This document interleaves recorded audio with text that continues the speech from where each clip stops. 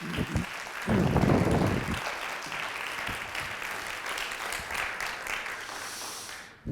morning, everyone. Good morning. It's really good to be here.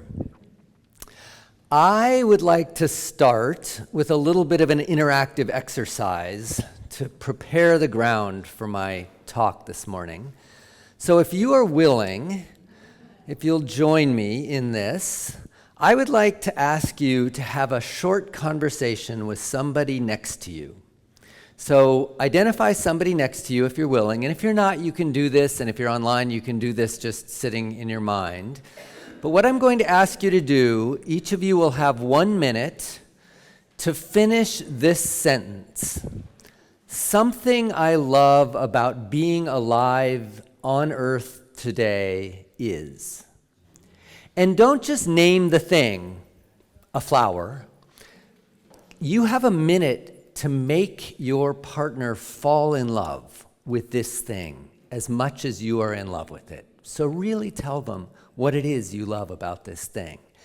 To avoid any confusion, the person with the shortest hair of the two of you will speak first, okay? So, and I have been told, Carolyn told me that you all don't come back from conversation very easily. So, I am going to let you know when there's a minute left, and you may be in the middle of your sharing about how beautiful this thing is. I'm going to ask you to stop and switch, and then I'm going to try to call you back and ask you to respect that too. So, yeah, good luck. So, 1 minute, the person with the shortest hair, something I love about being alive on earth today is.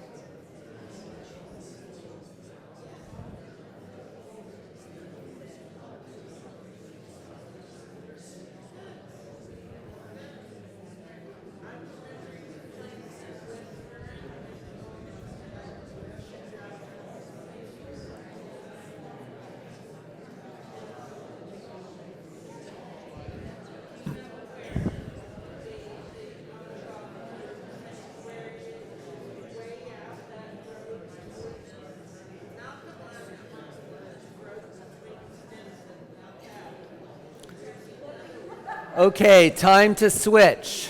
Longer-haired person, something I love about being alive on earth today is.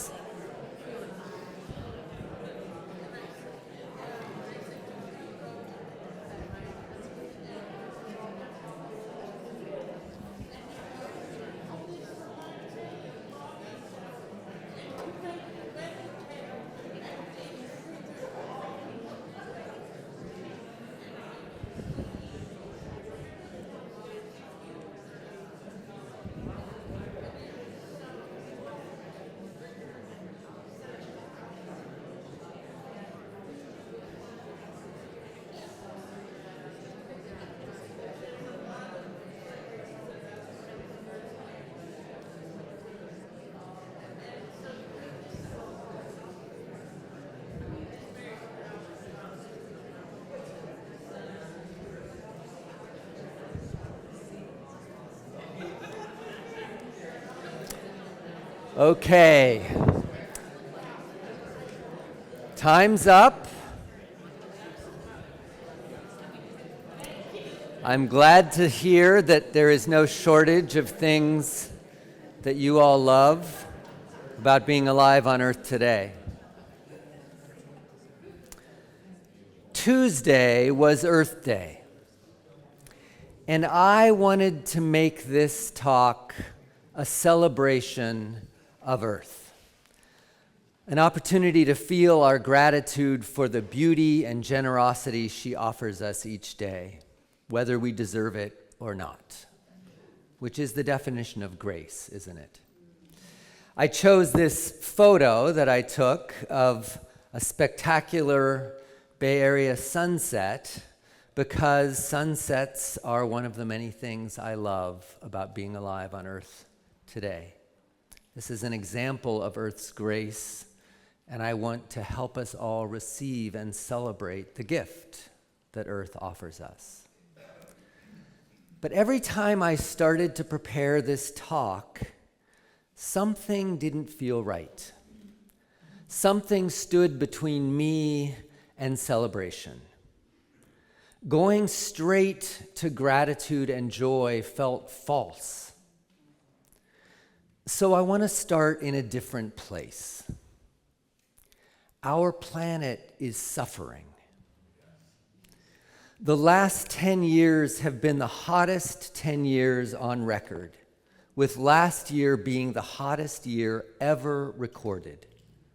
This heating is increasing the frequency and severity of droughts, floods, hurricanes, and other extreme weather events that are causing illness, death, famine, and mass migration. Global heating is also contributing to mass extinctions, with scientists estimating that anywhere from 15 to 100 species a day are being lost, and that we may lose a quarter of Earth's species by the year 2050, 25 years from now. Even if humanity stopped emitting greenhouse gases today, warming and the associated suffering would increase for decades before the temperature stabilized at a higher level and thus more catastrophic than where we are now. But we won't stop emitting today, or tomorrow, or next year. In fact, there is almost no chance that we will meet the international targets that are intended to give us just a 50% chance of avoiding irreversible warming. And the Trump administration's active shutting down of climate solutions and environmental protection is going to make this even less likely. Things are bad for humans and other species on Earth. I have to confess that it scares me a little bit to stand here and say this. Naming these truths out loud feels like breaking a social taboo, especially in a service where I'm sure you come to be comforted and to find hope in hard times. And I expect that you, like me, don't find much comfort in someone telling you that everything will get better eventually, without acknowledging that, well, sometimes it doesn't. After all, in Earth's last great extinction, 75% of species went extinct. Sure, life continued, we are here, but for those species, everything definitely didn't get better. So let me start by saying to you today that if things look dark, if thinking about the state of the world makes you feel grief or anger or despair, you are not alone. I am with you. And you are not crazy. But when we feel like this, it's easy to become hopeless. And hopelessness can make it hard to really see and appreciate the grace that is offered us. And with all respect to the song, the beautiful song that you sang, I do not think not having hope is strange. Sometimes when we look at the world around us, hope is really hard to find. That is normal. So I want to talk a little bit about how we find hope in times like these. Not a hope that skips over the suffering, but one that acknowledges that things are dark and that we honestly don't know whether they will get better. One person who knew something about hope in dark times was a man named Václav Havel. I don't know if you know who he was, but he became the first president of Czechoslovakia after the fall of totalitarianism and communism. Before that, though, he spent years imprisoned by the totalitarian regime with no certainty that he would get out before he died. That experience taught him that hope doesn't require confidence that things will get better. In his words, hope is not the conviction that something will turn out well, but the certainty that something makes sense regardless of how it turns out. In this sense, Havel wrote, hope is an orientation of the heart. Some of you may know my beloved teacher, Joanna Macy. Joanna is a Buddhist scholar, activist, and deeply wise elder, and I am indebted to her for nearly everything I will say here today. Joanna calls heart-oriented hope active hope, in contrast to a passive hope that waits for something outside of us to create the change we want. Active hope is a practice, something we do rather than something we have. And it requires 3 simple steps. The first is extremely simple. We just have to look reality directly in the face, really pay attention, and see it as it is. Well, this sounds like awful advice, especially now. If you're anything like me, the last thing you want to do now is to pay attention to the news. You don't want to feel the truth of everything that it makes you feel. Why would we want to pay even greater attention? It turns out there are gifts in paying attention to the darkness around us and in feeling the difficult feelings that raises in us that are of great value in times like these. The first of these gifts might seem obvious, but it's important. If we don't see things as they really are, we can't take appropriate action to change them or to protect ourselves or those we love from their consequences. We may spend time on actions that have no chance of success or fail to recognize steps that could reduce suffering, even if they won't eliminate it. The catch is that we can't see reality fully if we are putting part of our energy and attention into avoiding the emotions that reality raises in us. Some part of us has to shut down and to ignore in order to avoid those emotions. So if we want to take wise action, we have to be willing to bear the consequences of paying attention to reality, even when those consequences hurt. The second step in active hope is to get clear about the values we want to put into action through our efforts. Paying attention to the suffering around us and letting ourselves feel fully the emotions that raises offers a gift for this step as well. It grounds us in Havel's orientation of the heart.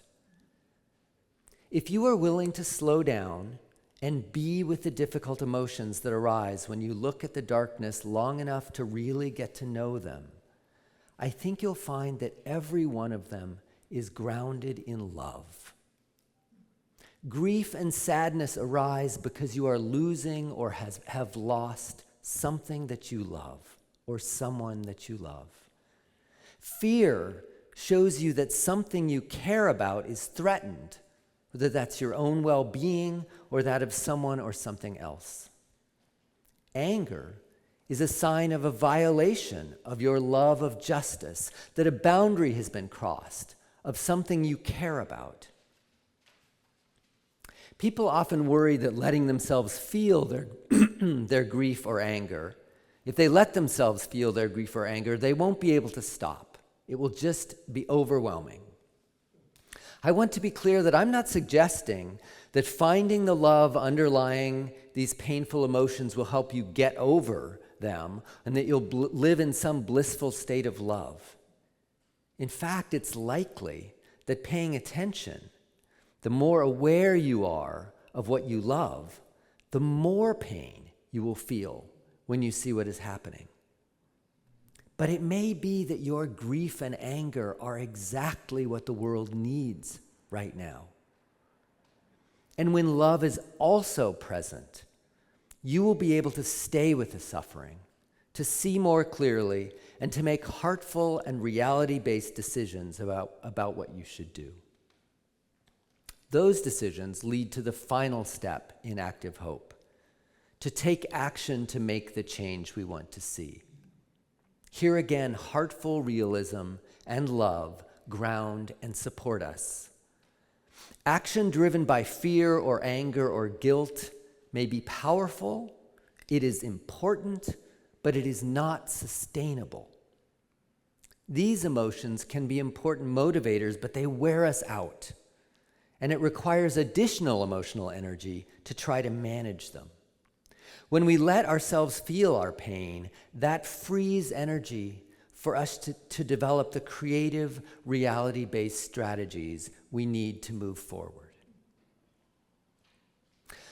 I want to mention one final gift of opening ourselves to the pain of the world. Psychological research has shown that trying to avoid uncomfortable emotions contributes to a broader numbing of our emotions. Any effort to shut out grief and despair and anger impoverishes our emotional and sensory life. Life's beauty becomes dimmer. Flowers are less fragrant. Our loves are less ecstatic. And so this brings us back finally to grace. I've been returning over and over lately to an observation by the musician Nick Cave, who said, "It is the audacity of the world to continue to be beautiful and continue to be good in times of deep suffering. Orange gold sunsets, poppies on the hillsides, the warm sun on a cold morning, people marching in the streets in defense of the vulnerable and displaced. These blessings exist not because everything is going to turn out well, but even though it might not." I actually chose this picture in part because one thing Earth does when we offer her pollution is she turns it into even more spectacular sunsets. Like, you're going to do this to me, I'm just going to love you harder. That is grace. And when we open ourselves to the pain and suffering of the world, we free ourselves to come to grace cleanly, to receive it with our full gratitude. So I want to invite you for a moment to draw back into your attention that thing that you love. I'm sure one of many, about being alive on earth today. Really feel your love for that thing, or that person, or that place. And now I want to invite you to draw into your awareness at the same time some element of suffering that you are aware of on the planet. Feel your ability to hold both of these things in your heart and in your mind. You can go to one, you can go back to the other, but you have the capacity to hold both the suffering of the world and the grace and beauty of our world at the same time. If you can remember the beauty, you will have strength to face the suffering. And if you can face the suffering, your emotions, your heart will be fully open to seeing the beauty. When Joanna Macy was asked why she does the work she does, she said it's so that when things get hard, we won't turn on each other. We need this. But I think she's offering us something more as well. I think she's teaching us how to fully receive grace, divine grace, the grace of earth, even in dark times like these. We can only love another fully if we can accept them fully, including their pain or their despair. We can only love our world fully if we can look at it honestly. And we are only available to be fully loved if we offer our full selves to others, including our grief, our fear, our anger. If there really is no way to avoid the chaos of these times, if pain and suffering are inevitable, perhaps the greatest grace is this, that we can still love one another and the world, and that we can still let them love us. Thank you.